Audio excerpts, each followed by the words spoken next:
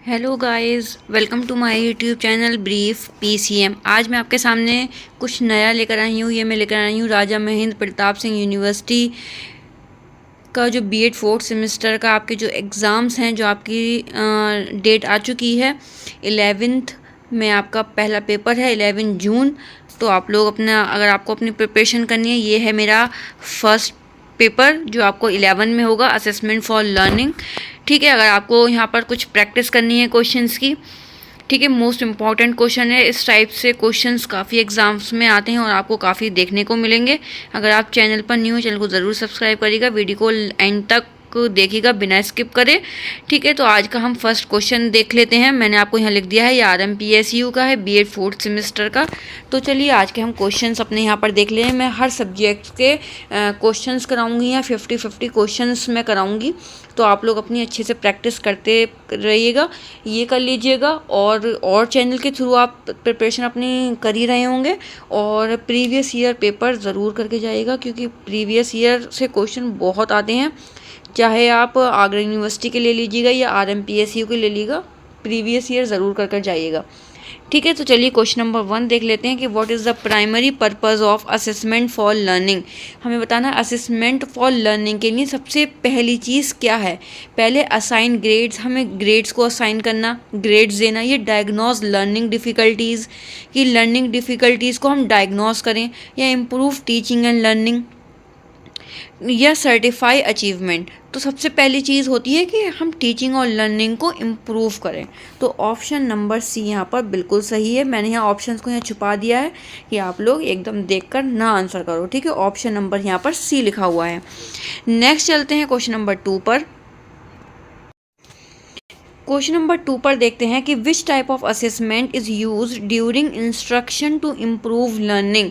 कौन सी ऐसे टाइप का असेसमेंट है जो आपको इम्प्रूव करे लर्निंग में। जब आप कोई इंस्ट्रक्शन दे रहे होते हैं, उसी चीज़ में आपकी जो लर्निंग है वो सही हो जाए। सबमिटिव है, डायग्नोस्टिक है, या नॉर्म रेफरेंस है, या फॉर्मेटिव है। तो वो होती है आपकी फॉर्मेटिव, कि आपको साथ साथ चीज़ें सही कराते चलें, वो फॉर्मेटिव में होती है। Option number D. नेक्स्ट चलते हैं क्वेश्चन नंबर 3 की तरफ।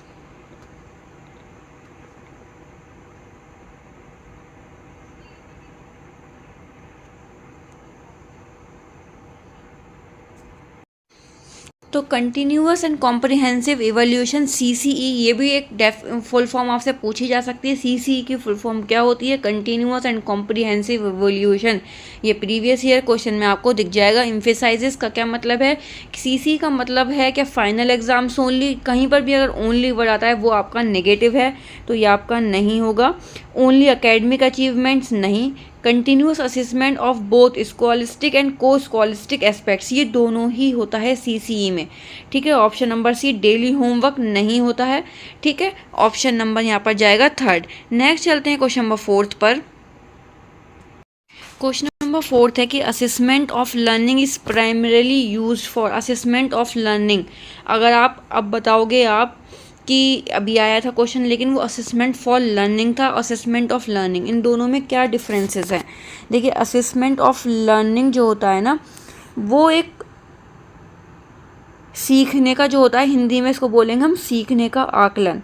ठीक है, ये अंतिम ग्रेड जो होता है या उपलब्धि स्तर को निर्धारित करने के लिए, ये लास्ट में जो होता है ना, कि आपने क्या सीखा, उसके लिए होता है ये असेसमेंट ऑफ लर्निंग। तो उसका मतलब होता है कि ग्रेड, आपको कितने कितने मार्क्स मिले। ठीक है, तो ये ग्रेडिंग के लिए आएगा।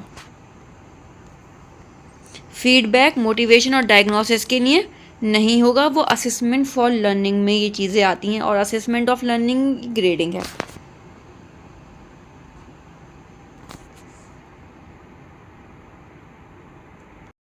क्वेश्चन नंबर 5 है कि विच assessment helps identify students prior knowledge. कौन सा आपको बताना है, कौन सा मूल्यांकन छात्रों के पूर्व ज्ञान को पहचानने में मदद करता है? तो सबमिटिव, फॉर्मेटिव, डायग्नोस्टिक, या परफॉर्मेंस? डायग्नोस्टिक। ठीक है, ऑप्शन नंबर यहाँ पर जाएगा आपका C. Portfolio assessment is an example of, ये किसके एग्जाम्पल में आता है, ये कॉम्प्रिहेंसिव एंड होलिस्टिक अप्रोच में आता है। तो ये सम्मेटिव असेसमेंट में आएगा, नॉर्म रेफरेंस में आएगा, ऑथेंटिक असेसमेंट या ऑब्जेक्टिव असेसमेंट। तो ये आपका हो जाएगा ऑथेंटिक असेसमेंट के अंदर आपका एग्जाम्पल में आएगा। ठीक है, कहीं कहीं ये भी दिया होता है portfolio assessment example of comprehensive and holistic approach, तो वो भी इसी में ही आएगा, ऑथेंटिक में। ठीक है, अगर आपको वो ऑप्शन लगता है तो आप वो ऑप्शन लगाना। कभी कभी ये नहीं देते और कभी वो दे देते हैं कि कॉम्प्रिहेंसिव एंड होलिस्टिक अप्रोच। ठीक है, वो भी करेक्ट है। क्वेश्चन नंबर 7 है कि who propose the concept of assessment for learning. ये असेसमेंट फॉर लर्निंग जो कॉन्सेप्ट है वो किसने प्रपोज किया था, वो करा था आपका ब्लैक एंड विलियम ने। किसने किया था, ब्लैक एंड विलियम ने। ऑप्शन नंबर बी है इसका। क्वेश्चन नंबर 8 पर चलते हैं। 8 है कि which of the following is not a characteristic of formative assessment का कौन सा करेक्टरिस्टिक नहीं है। ऑनगोइंग है, डायग्नोस्टिक, क्यूमुलेटिव या फीडबैक ओरिएंटेड, कौन सा नहीं है आप बताइए। फॉर्मेटिव असेसमेंट में होता है जो हम बीच बीच में चीज़ों को सही करते चलते हैं, जैसे ऑनगोइंग प्रोसेस बिल्कुल सही होता है, हम बीच जो करेक्शन होगा हम साथ साथ करते चलेंगे। डायग्नोस्टिक भी होता है, क्यूमुलेटिव ये लास्ट में होता है। ठीक है, समेटिव असेसमेंट में आता है। तो क्यूमुलेटिव नॉट पूछा गया है, इसीलिए हम बताएंगे क्यूमुलेटिव। ठीक है, फीडबैक ओरिएंटेड भी आपका फॉर्मेटिव में आता है, उसमें पूछा गया नॉट, तो समेटिव आपका यही है, cumulative, option number C.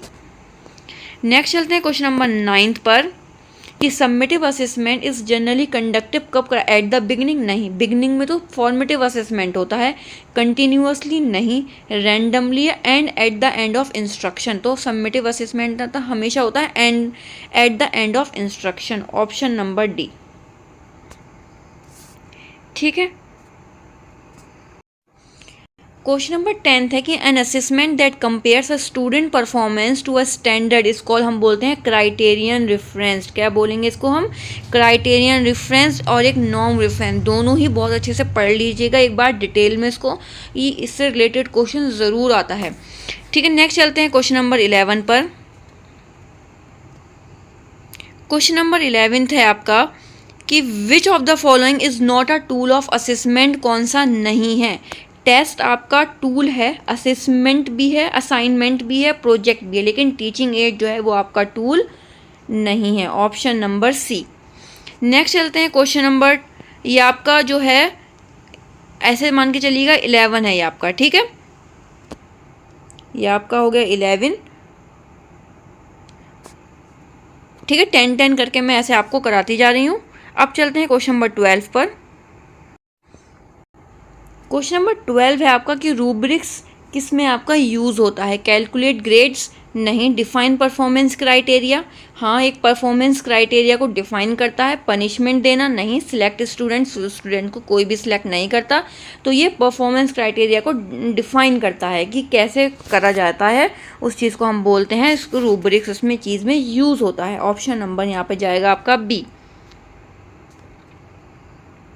Next चलते हैं क्वेश्चन नंबर 13 पर।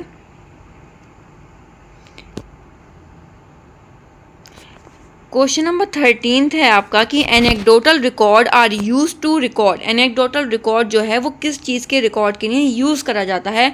Objective test scores, casual observations या स्ट्रक्चर्ड डेटा या लर्निंग स्टाइल। तो ये यूज़ करा जाता है आपका कैजुअल ऑब्जर्व, कोई भी एक ऐसी भी कोई भी चीज़ होती है उसको ऑब्जर्व करने के लिए एनेक्डोटल रिकॉर्ड यूज़ करा जाता है, ऑप्शन नंबर बी। नेक्स्ट चलते हैं क्वेश्चन नंबर 14 पर कि observation is best use to assess emotions, mental ability, attitudes and behaviour या इंटेलिजेंस। तो वो आपका ऑब्जर्वेशन सबसे ज़्यादा बेस्ट किस चीज़ में होती है, एटीट्यूड एंड बिहेवियर को असेस करने में। क्वेश्चन नंबर 15 है कि अ checklist is useful for assessing. जो चेकलिस्ट होती है वो किस चीज़ के लिए सबसे इम्पॉर्टेंट है, वो है प्रोसेसेस एंड स्किल्स के लिए, ऑप्शन नंबर बी। ठीक है, नेक्स्ट चलते हैं क्वेश्चन नंबर 16 पर। तो 1 मिनट छोटा कर देते हैं थोड़ा सा। क्वेश्चन नंबर 16 है कि which type of test assesses a student's ability to apply knowledge in real life situation. कौन सा ऐसा टेस्ट है जो स्टूडेंट्स की एबिलिटी को देखता है जब वो रियल लाइफ सिचुएशंस में कोई किसी तरह की नॉलेज को वो अप्लाई करता है। तो वो ओरल टेस्ट है, परफॉर्मेंस टेस्ट है, ऑब्जेक्टिव टेस्ट है या मेमोरी टेस्ट है, बताइए जल्दी से। वो आपका है परफॉर्मेंस टेस्ट। ठीक है, ऑप्शन नंबर यहाँ पर बी, डी पर मत जाएगा, बी है। क्वेश्चन नंबर 17 है आपका कि what does reliability in assessment means. Reliability in assessment इसका क्या मतलब है? यूजफुलनेस है, कंसिस्टेंसी है, वैलिडिटी है या ऑथेंटिसिटी है? ये आपका है एक तरह का कंसिस्टेंसी है, ऑप्शन नंबर बी।